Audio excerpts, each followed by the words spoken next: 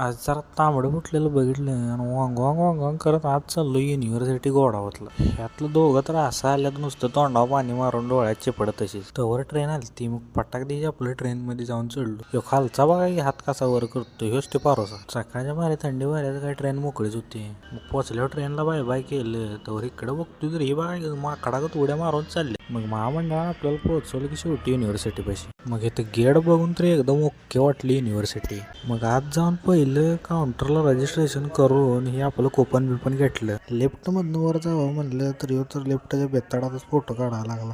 त्याला वाटलं आरसं जायचं. इथं जरा फूड फेस्टिवल असल्यामुळे गर्दी होते. आपण आपलं सरळ शिरलो सेमिनार हॉलमध्ये. आत आलो तर इथं आपल्याला दादूची क्लासमेट भेटलेली. मग याला म्हणलं सगळ्यांचं शूटिंग घे. हे प्रेझेंटेशन कधी संपतंय आता झालं पोटाला लागलेला भोका. सगळं झाल्यावर पोचलो कॅन्टीनला. कॅन्टीन काय त्यांची आपल्या कॉलेज एवढी कॅन्टीनच आहे नुसती त्यांची, त्यामुळे आपण काय त्यांची मापा काढाय नाही. सगळी भोकायल्यामुळे वडापाव कसं गोबो गोबो खाते ते बघा की. वडापाव काय नुसता त्याला शेतोडा बेसन पेटाव दिलेगत होता, पण काय आता मापा काढाय नाही. ती बोकाड जाय म्हणल्यावर गप खायचं. कसे कॉलेजच्या कॅम्पस मधली ब्युटिफुल प्लेस ही बघितल्यावर असं वाटत उन्हात आणावी उडीच मारावत्यात, पण इकडे लक्ष गेलं तर इकडे झाडाला राघो महिन्यात वेगळंच काहीतरी चाललं. आणि ही आहे यांचं क्रिकेटचं स्टेडियम. आपल्याकडे माळ आहे त्याच्यावर कुसळ मावणार. जाता जाता बदकासनी तेवढं बाय बाय केलं. नुसतं एन्जॉय केलं तर दिवसभर सगळ्यांसंग. ट्रेन मध्ये येऊन बघतोय तर काय काका आपलं खुशाल 90 मारून झोका खेळायला लागलं. लाईक करा तेवढं.